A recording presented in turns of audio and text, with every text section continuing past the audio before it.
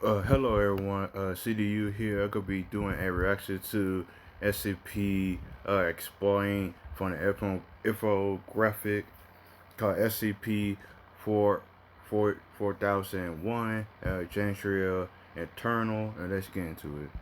Warning. This site is for SCP personnel with O5 approval. Access beyond this point for those with standard level 4 security is prohibited and may result in termination of Foundation employment. Unauthorized visitors who survive the memetic kill agent are detained and interrogated under truth-exacting memetic agents. Dr. Herman Wright was used to high security protocols. He had been working with the SCP Foundation for several years and had dealt with specimens both terrifying and valuable. But something about this site was different. The security was tighter than he'd ever seen. It had all seemed a bit too much for what looked like a run-of-the-mill warehouse in Alexandria, Egypt. The street seemed normal. It was surrounded by businesses selling food and clothes, and none of the locals seemed to give a second glance. But as soon as he was approved for access and entered the warehouse, it was a very different story. He looked into the cognitohazard testing screen, designed to cause psychic damage to anyone who hadn't been inoculated by the Foundation, and entered the large bunker. Automated guns lined the walls. He could see the outlines of trapdoors below him, and he was pretty sure the whole place was rigged to blow if a large-scale assault hit. The Foundation was taking no chance with whatever they had found in Egypt. What could they be keeping locked up below? As Dr. Wright walked through the long tunnel leading to the staircase, he could see a series of rules marked on the wall. No open flames allowed within SCP-4001. No firearms or bladed weapons allowed within SCP-4001. All writing utensils brought into SCP-4001 must be approved by a majority of the O5 Council. Violating these conditions could cause a CK-class restructuring scenario, or an XK-class end-of-the-world scenario. Dr. Wright's mind... Why is so... Why they can't bring any sort of utensils or anything? How dangerous is this SCP to the point that if he had any utensil or weapon, he's just gonna kill everybody? This must be a keter. Let's keep going to the VLC. Why this so bad? Raced as he entered the massive antechamber and descended the staircase. But he wasn't prepared for what he saw. It was a library, the biggest library he had ever seen, with bookcases stretched as far as the eye could see. The library was far bigger than the warehouse looked from the outside, and Dr. Wright assumed it must be a disguise built on top of the much bigger, older facility that had been discovered by the Foundation. It wouldn't be the first time the Foundation found something that didn't conform to the laws of Euclidean geometry. SCP locations often played by their own rules. As Dr. Wright exited the staircase and walked up to the first bookcase, he could swear he heard rustling sounds among the shelves. Was something moving? He hadn't seen anyone walking the aisles when he descended the staircase, and he was pretty sure he was alone here, wasn't he? Making things stranger, a quick look at the bookcase didn't show any books he was familiar with. None had standard titles. In fact, they all seemed to follow a simple format, each title a different individual person. All books looked the exact same binding, same thickness, same number of pages. Was this some sort of SCP reference library? Suddenly, a hand slapped down on Dr. Wright's shoulder and his heart nearly jumped out of his chest. He turned to see a gray-haired man in an SCP lab coat extending a hand to him. Dr. Waylon Henricks, Chief Scientist in charge of testing at SCP-4001. You must be Dr. Wright. He didn't give Dr. Wright a chance to respond.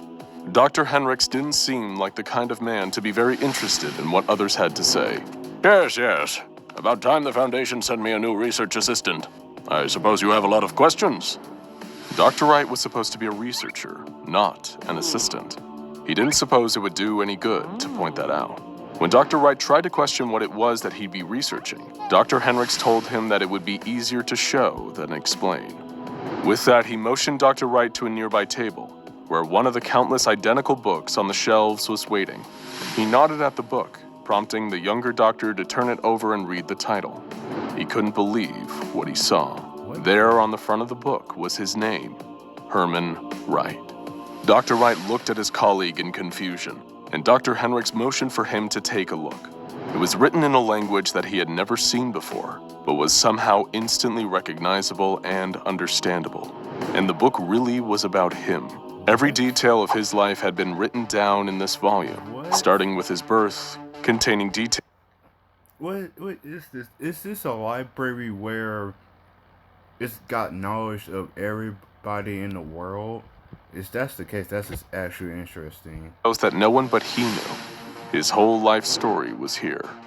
From his childhood to his education to his eventual recruitment by the SCP Foundation. But the book wasn't completed. The last line that had been written described his entry into the secured confines of SCP-4001 that very day. Dr. Henricks had a mad glint in his eye. Are you starting to understand? One for each of us. Every person who has ever lived, roughly 120 billion people since the dawn of man. Their lives all written down in these books. Every time someone is born, their book appears in this library, and their story gets written as it happens. The Foundation has been monitoring this site since the 1800s, but it's been operating much longer than that, since the dawn of recorded history. Dr. Henricks passed Dr. Wright another book. It was simply titled The Hunter, and it chronicled the life of a prehistoric man who spent his days searching for wild game. He lived 23 violent, monotonous years before his story ended abruptly when a saber-toothed tiger decided it was interested in the same mammoth he was hunting. This must have been one of the oldest books in the library. A book for every person on Earth. Dr. Wright could only imagine what the scale of this massive library must be. Makes sense why they can't bring no torches or firearms and stuff, because if someone accidentally says burn all these pages and start shooting on these pages, it's almost like in the Harry Potter movie where Tom Reynolds, that book of Tom Reynolds, and when Harry was stabbing it affected him as well. So it's almost like the book is a part of your life. So you cannot harm these books. If you do harm the books, it will affect you as well. That's actually interesting. Just an actually interesting SCP. Dr. Henricks explained that mapping the library was a huge challenge before producing a map from his pocket and laying it out on the desk. You're at base camp. This is where new births generate on the shelves, along with books pertaining to the first humans. If you want to track down specific books, you'll need to know where you're going. We've established base camps around the library to mark significant eras in human history with notable books. At each camp, you'll find generators, supplies, and beacons to light your way. If you're going back far enough, you could be traveling for days or even weeks. Dr. Wright was fascinated by this bizarre location, containing the sum total of human experience within its massively expanding walls. But there was one thing he couldn't figure. Makes sense, because how many people is in the world? Like 7 billion people. Let me look at how many people's in the world. Like 7.6 billion people on Earth in 2019. So it's a lot of people. So it makes sense that the library and the whole passageway is very long. Kind of makes sense. Just why was this seemingly harmless location featuring constantly changing books the most securely guarded SCP he had ever encountered? Dr. Henricks knew he was referring to the extensive rules he must have seen as he entered. The other doctor reached into his pocket and said, "Let's just say that around here, the pen is mightier than the sword." He pressed the pen into Dr. Wright's hand and flipped open the back page of his book. It was blank, the rest of his story waiting to be written. What's something you've always wanted in your life, Dr. Wright? Think literally. Why not put it in your book or remove something you've always wanted gone? Slowly, Dr. Wright thought back to his teenage years and recalled an injury that he suffered in a mugging that damaged his leg and left him with a limp. He nervously used the pen to scribble out the words and sentences describing the event. After a few seconds, he felt a headache and suffered from a slight nosebleed. After that, the limp and pain from the injury was gone, and he could no longer recall the event. And he can't recall the event, so this Alexandria Eternal is like a library about your life, and you can change the book and change everything about your life. You can rewrite your whole history, and it says make yourself like a god. That's actually this SCP is really powerful. It's in the wrong hands of anybody. You see, Dr. Wright? That's the secret of SCP-4001. Dr. Henrik said with a mad gleam in his eye. This library doesn't just let us read the history of humanity. It lets us write it. That's why you're here, to test the limit of this power and see what this library can do for the Foundation. Dr. Henrik soon provided Dr. Wright with footage of some of the many tests conducted in the library, and what Dr. Wright saw amazed him. The books could rewrite the laws of nature with alarming speed, as some unfortunate D-Class personnel found out. D-0546 was brought into a room with a full head of hair. The D-Class personnel was instructed to scribble "lost all hair" into his book, and he soon started scratching his head as he rapidly started shedding hair. After less than 2 minutes, the man was completely bald. D-0567, a young woman who had been brutally injured when attacked by an escaping SCP, was bedridden and would never walk again, according to all the Foundation doctors. As the D-Class personnel used a pen to scribble over the line in her book describing her injury, Dr. Wright watched as she suffered a minor nosebleed and then sat up, getting out of bed as if she had never been injured and no longer remembered being attacked. Dr. Claire Williams, a Foundation researcher sick with cancer, wrote into the book about curing her symptoms, and then addressed the camera explaining that this was her third time altering her own book. Her lymphoma symptoms had returned after several months and 2 years, respectively, but it seemed that as long as she continued to make changes to her book, then she could keep the cancer at bay indefinitely. But not all the tests ended with positive results. Even the book can't cure from cancer. That's a little bit weak, but okay. As Dr. Wright moved on to another selection of tapes labeled mortality tests. A D-Class personnel who was given a fatal dose of drugs and then had their death erased from their book 45 minutes later miraculously returned to life, but showed significant cognitive deficits. What? You can't even erase your death. And you just don't remember anything. That's amazing. That's amazing. This library is amazing. You can erase your death, and you can bring it back to life. Wow. After another D-Class, an older woman killed in a containment breach had her death erased from the book, but came back deeply disturbed. She survived 15 days in containment, repeating, "Send me back, let me go," over and over again before committing suicide. A D-Class personnel killed 28 days prior was brought back by writing "returned back to life" in their book, but died again just 13 minutes later from a cerebral hemorrhage. But it was the next tape that was the most disturbing. It documented a new book that was written by the Foundation, depicting the life of a fictional man down to the slightest detail. It was carefully placed in the correct position in the archives, resembling all the other books. And Dr. Wright watched the tape in amazement as the man resembling the fictional character created for the book spontaneously generated an SCP-4001.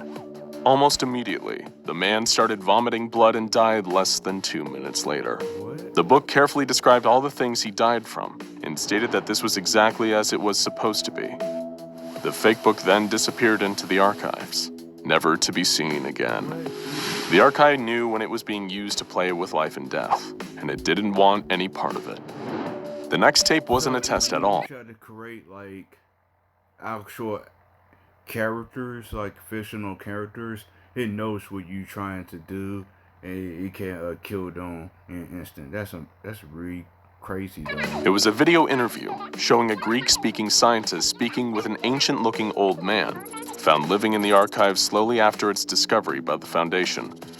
The man, who described himself as the Watcher of Alexandria Eternal, believed he was keeping the archives safe from the Roman Empire and the other invaders. He was unaware that thousands of years had passed since his watch began. He had been using the books to write himself another day of life, and to cure his ills ever since he began guarding the library. At the conclusion of the interview, he asked to leave, and this request was granted by the Foundation.